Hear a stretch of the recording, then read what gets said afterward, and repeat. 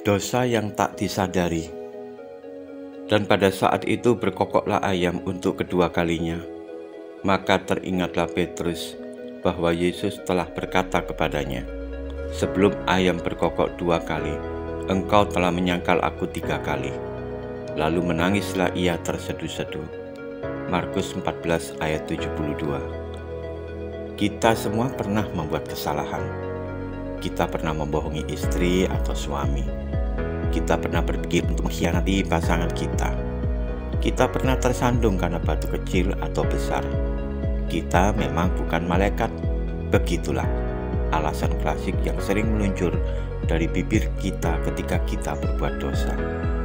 Mari kita lihat Petrus yang terpleset menjadi penyangkal Kristus. Kali ini kekeliruan yang dilakukannya tidaklah main-main. Ia mengkhianati janji pada Tuhan bahwa ia tidak akan meninggalkannya. Namun fakta menyatakan bahwa dia sekedar omong besar.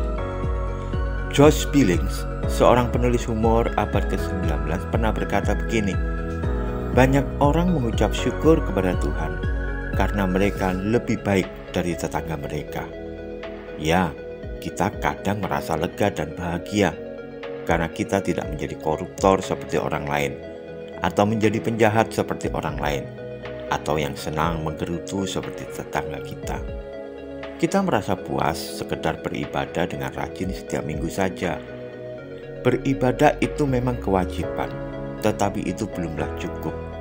Kita harus bertobat bila hati kita mulai membeku dan api cinta kita kepada Tuhan dan sesama mulai padam. Bila kita tidak bergairah lagi untuk menyembah Tuhan, kita harus tersungkur dan berkata, "Ampunilah aku Tuhan."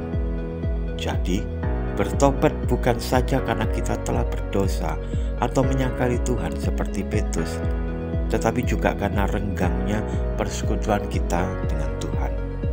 Kita lihat, Tuhan menghardik jemaat di Laodikia bukan karena ia melakukan dosa besar, tetapi karena ia suam-suam kuku.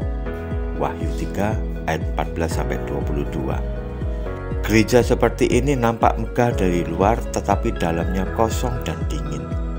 Mereka sekedar aktif dan rajin beribadah, namun tanpa disertai hati yang mengasihi Tuhan.